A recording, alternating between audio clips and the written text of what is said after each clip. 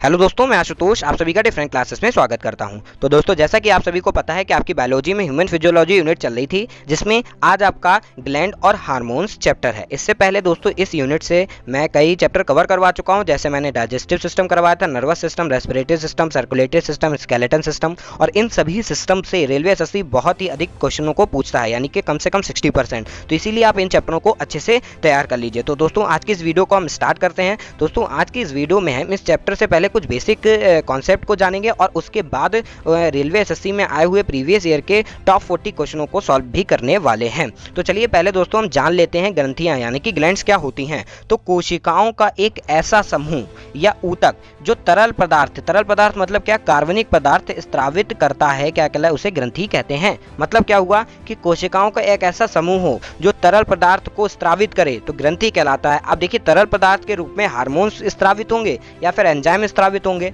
अब हम आज के इस वीडियो में हम इस चैप्टर में हार्मोन्स पढ़ने वाले हैं। एंजाइम तो हम कवर कर चुके हैं ना डाइजेस्टिव सिस्टम वाले चैप्टर में, तो इसीलिए आज इसमें हम क्या हार्मोन्स और ग्लैंड पढ़ेंगे, आप सभी को पता है। तो चलिए दोस्तों आगे देखते हैं। आगे क्या है, ग्रंथि यानी कि ग्लैंड। अब देखिए दोस्तों ये 3 प्रकार की होती हैं। पहली अगर हम बात करें तो एंडोक्राइन ग्लैंड, जिसको हम अंतःस्रावी ग्रंथि कहते हैं। इसमें हमारा क्या, देखिए अंतःस्रावी ग्रंथि में अगर एक एग्जाम्पल की बात करें तो हमारा क्या है, अधिवृक्क ग्रंथि आ जाता है। फिर दूसरा में कौन सा होता है, एक्सोक्राइन ग्लैंड यानी कि बाह्यस्रावी ग्रंथियां, इसमें हमारा लीवर एग्जाम्पल के रूप में आ जाता है। फिर अगर हम बात करें फिर हमारी आती हैं मिक्स ग्लैंड यानी कि मिश्रित ग्रंथियां। ऐसी ग्रंथि जो एंडोक्राइन और एक्सोक्राइन दोनों के रूप में कार्य करें वो क्या कहलाती हैं, मिक्स ग्लैंड कहलाती हैं। जिसको हम क्या, इसके एग्जाम्पल बात करें तो हमारे क्या है, वो हम पैनक्रियास यानी कि अग्नाशय होता है। चलिए दोस्तों अब हम बात करते हैं एंडोक्राइन ग्लैंड यानी कि अंतःस्रावी ग्रंथि के बारे में। तो दोस्तों ये ग्रंथियां नलिका विहीन होती हैं। नलिका विहीन मतलब इनमें कोई भी नलियां नहीं पाई जाती हैं, ठीक है। फिर आती है इनमें बनने वाला तरल पदार्थ जो होता है वो हार्मोन्स कहलाता है। हमने आपको बताया था कि जो तरल पदार्थ जो होते हैं वो हार्मोन्स होंगे या तो एंजाइम होंगे। तो जो अंतःस्रावी ग्रंथियां होती हैं उनसे जो बनने वाला तरल पदार्थ होता है वो हार्मोन्स कहलाता है, ठीक है। इससे निकलने वाला हार्मोन्स रक्त के माध्यम से लक्ष्य कोशिका तक पहुंचते हैं। यानी कि लक्ष्य कोशिका तक पहुंचने का क्या मतलब है, इसका मतलब ये है कि जो हार्मोन्स होते हैं वो जिस कार्य के लिए रिलीज किए गए, निकाले गए हैं, उस कार्य तक रक्त के साथ वहां तक पहुंच जाते हैं। अगर हम इस ग्रंथि के एग्जाम्पल के बारे में बात करें तो जैसे कि हाइपोथैलेमस ग्रंथि आ जाती है, इसमें पीनियन ग्रंथि भी आ जाती है, Piyush, thyroid, parathyroid, thymus, adrenal और ओवरी जिसको हम अंडाशय बोलते हैं, और टेस्टिस यानी कि वृषण, ये इसके एग्जाम्पल हो जाएंगे। अब दोस्तों हम जानते हैं एक्सोक्राइन ग्लैंड के बारे में। तो इन ग्रंथि क्या है, इन ग्रंथियों में नलिका पाई जाती है। देखिए जो एक्सोक्राइन एंडोक्राइन था उसमें ग्रंथियां नहीं पाई जाती हैं। अब ये क्या, एक्सोक्राइन ग्रंथि यानी कि इसमें क्या पाया जाता है, इसमें जो है हमारे नलिकाएं पाई जाती हैं। अब हम बात करने वाले हैं इससे बनने वाला तरल पदार्थ एंजाइम कहलाता है। हमने आपको अभी भी बताया था या तो तरल पदार्थ हार्मोन्स होगा या फिर क्या होगा, एंजाइम। तो देखिए जो एक्सोक्राइन ग्रंथियां होती हैं इससे निकलने वाला तरल पदार्थ क्या कहलाता है, वो हमारा कहलाता है एंजाइम कहलाता है, ठीक है। और इससे निकलने वाला एंजाइम नलिका के द्वारा लक्ष्य कोशिका तक पहुंचता है। अभी हमने बताया लक्ष्य कोशिका क्या होती हैं, इनकी वहां तक पहुंचता है। फिर ग्रंथियां की अगर हम ग्रंथियों के एग्जाम्पल के बारे में बात करें तो यकृत हो गया, आंसू ग्रंथि हो गई, दुग्ध ग्रंथि हो गई, स्वेद और पसीने वाली ग्रंथि हो गई। अब दोस्तों हम बात करेंगे मिक्स ग्लैंड की यानी कि मिश्रित ग्रंथि के बारे में।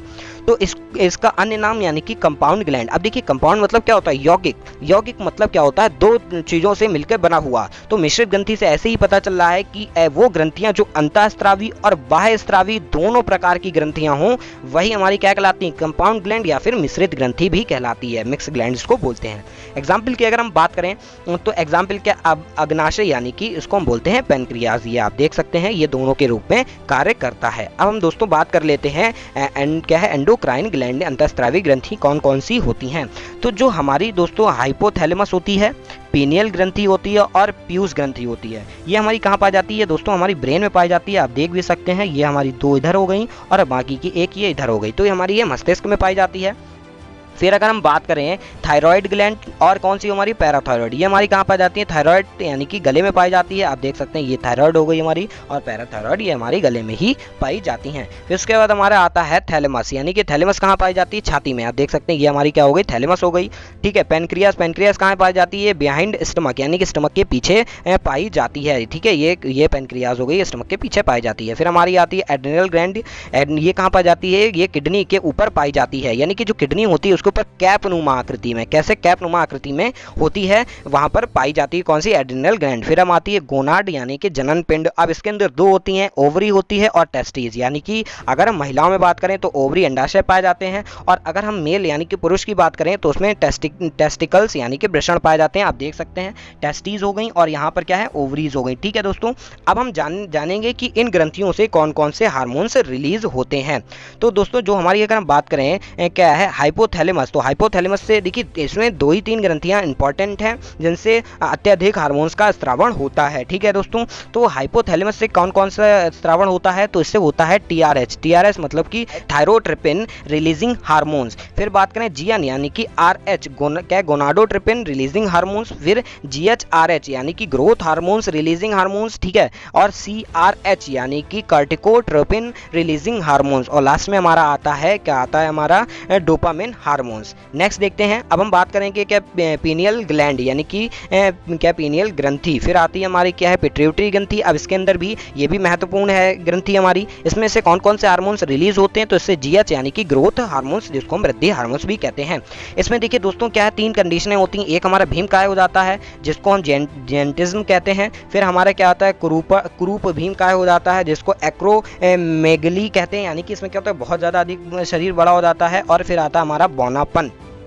ठीक है, इससे हमारा TSH हार्मोन्स भी रिलीज होता है जिसको हम थायराइड स्टिमुलेटिंग हार्मोन्स कहते हैं। और इसके अलावा हमारा इससे रिलीज होता है ACTH यानी कि एड्रीनोकार्टिकोट्रोपिक हार्मोन्स रिलीज होता है। चलिए आगे देखते हैं, इसी से ही दोस्तों FSH रिलीज होता है यानी कि फॉलिकल स्टिमुलेटिंग हार्मोन्स भी रिलीज होता है। फिर इससे LH भी रिलीज होता है, LH मतलब ल्यूटिनिंग हार्मोन्स। और लास्ट में आता है प्रोलैक्टिन हार्मोन्स भी इसी से रिलीज होता है। अब पिट्यूटरी ग्लैंड के मध्य में कौन कौन से जो है आपके हार्मोन्स रिलीज होते हैं, तो इसमें रिलीज होता है हमारा MSH यानी कि MSH मतलब क्या हुआ, मेलेटोसाइट स्टिमुलेटिंग हार्मोन्स। और इसी से ही दोस्तों क्या है, ऑक्सीटोसिन और क्या है, एडीएच मतलब कि एंटी ड्यूरेटिक हार्मोन्स रिलीज होता है। आगे देखते हैं थायराइड ग्लैंड से दोस्तों क्या है, थायराइड हार्मोन्स रिलीज होता है और कैल्सिटोनिन हार्मोन्स रिलीज होता है। पैराथायराइड की बात करें तो पैराथायराइड ग्रंथि हो गई हमारी, फिर थाइमस हो गई। ठीक है, फिर हमारी पेनक्रियाज ग्लैंड हो गई, फिर एड्रिनल ग्रंथियां हो गई। इनके बारे में दोस्तों हम क्वेश्चन के थ्रू कौन सा हार्मोन्स रिलीज होता है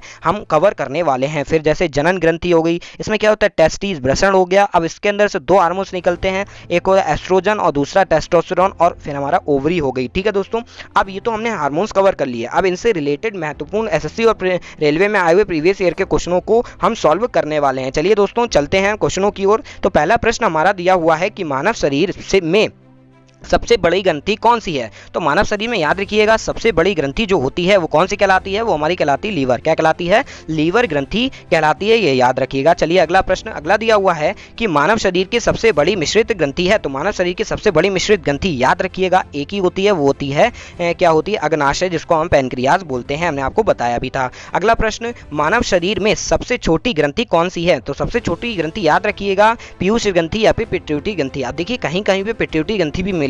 देखिए पिट्यूटरी ग्रंथि जो होती है वो बच्चों में पाई जाती है और पीयूष ग्रंथि वयस्कों में पाई जाती है, लेकिन ये सबसे छोटी होती है। चलिए अगला प्रश्न, क्या है, पीयूष ग्रंथि शरीर में किस स्थान पर स्थित होती है। तो दोस्तों याद रखिएगा ये पीयूष ग्रंथि है जो मस्तिष्क के आधार में स्थित होती है, अभी हमने आपको दिखाया भी था। चलिए अगला प्रश्न, अगला प्रश्न देखने से पहले दोस्तों अगर आपने अभी तक हमारे टेलीग्राम ग्रुप को नहीं ज्वाइन किया है तो प्लीज ज्वाइन कर लीजिए, ताकि आपको क्लास की जो PDF है वो फ्री ऑफ कॉस्ट प्रोवाइड हो सके। उसकी लिंक मैंने नीचे डिस्क्रिप्शन बॉक्स में दिया, आप वहां से जाके उन PDF को यानी कि टेलीग्राम को ज्वाइन कीजिए और वहां से PDF को डाउनलोड कर लीजिए। नहीं तो आप डिफरेंट क्लासेस सर्च कीजिए टेलीग्राम पे और वहां से जाके ज्वाइन करके डाउनलोड कर लीजिए। चलिए दोस्तों नेक्स्ट क्वेश्चन की ओर चलते हैं। अगला प्रश्न है हमारा, पीयूष ग्रंथि के अत्यधिक हार्मोन्स स्त्राव से शरीर पर क्या प्रभाव पड़ता है। तो दोस्तों हमने आपको बताया भी था शरीर का असंतुलन विकास होता है, हमने बताया भी था पीयूष ग्रंथि में जो ग्रोथ हार्मोन्स होता है वो 3 तरीके की कंडीशन लेके आता है। चलिए अगला प्रश्न, कि निम्नलिखित में से कौन सी ग्रंथि वृद्धि ऑक्सीटोसिन और दुग्धजनक हार्मोन्स का रिसाव करती है। तो दोस्तों याद रखिएगा ये पीयूष ग्रंथि जो है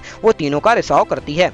अगला प्रश्न अगला दिया हुआ है कि निम्नलिखित में से वह अंतःस्रावी ग्रंथि कौन सी है जिसे मास्टर ग्रंथि भी कहते हैं। मास्टर ग्रंथि किसको कहा जाता है? तो याद रखिएगा पीयूष ग्रंथि को कहा जाता है। क्यों? क्योंकि पीयूष ग्रंथि से इतने सारे हार्मोन्स रिलीज होते हैं। अगला प्रश्न कि मानव शरीर की कौन सी ग्रंथि पीयूष ग्रंथि से हार्मोन्स के रिसाव को नियंत्रित करती है? तो बताइए, ये जो है हाइपोथैलेमस ग्रंथि कहलाती है। अगला प्रश्न कि निम्न में से कौन सा दोनों बाह्यस्रावी ग्रंथि तथा अंतःस्रावी ग्रंथि के रूप में व्यवहार नहीं करता? याद रखिएगा नहीं की बात की गई है। तो पीयूष ग्रंथि जो है वो सिर्फ अंतःस्रावी करती है, ठीक है, बाह्यस्रावी नहीं करती, इसीलिए मैंने ये क्वेश्चन को दिया है। चलिए अगला प्रश्न। अगला हमारा दिया हुआ है एस्ट्रोजन और प्रोजेस्टेरॉन निम्नलिखित में से किसकी वृद्धि को नियंत्रित कर उत्तेजित करते हैं? तो दोस्तों याद रखिएगा ये जो है पीयूष ग्रंथि को के उत्तेजन को और वृद्धि को क्या करते हैं? नियंत्रित करते हैं। अब दोस्तों ये देखिए आज की इस वीडियो में हमने क्या है 10 महत्वपूर्ण प्रश्नों को कवर किया। अब बाकी के क्वेश्चन जो हैं वो हम कल की वीडियो में कवर करने वाले हैं, तो इसीलिए आपने अभी तक हमारे चैनल को सब्सक्राइब नहीं किया, प्लीज सब्सक्राइब कर लीजिए ताकि आप कल की वीडियो को भी मिस ना करवाएं। तो दोस्तों अब हम बात कर लेते हैं अपने चैनल के टाइम टेबल के बारे में। तो फिजिक्स की क्लासेस मंडे और ट्यूसडे को होती हैं 8 बजे, फिर बायो की क्लासेस वेडनेसडे और थर्सडे को होती हैं 8 बजे, और केमिस्ट्री की क्लासेस फ्राइडे और सैटरडे को होती हैं 8 बजे। ये तो हमारी चैनल के टाइम टेबल के बारे में हो गया। तो अगर दोस्तों आपने अभी तक इसकी प्रीवियस वीडियो को नहीं देखा तो लेफ्ट साइड में क्लिक करके आप देख सकते हैं। अगर आपको इसकी सारी प्लेलिस्ट देखनी है तो आप राइट साइड में क्लिक करके इसकी सारी प्लेलिस्ट को देख सकते हैं। चलिए दोस्तों मिलते हैं नेक्स्ट वीडियो में।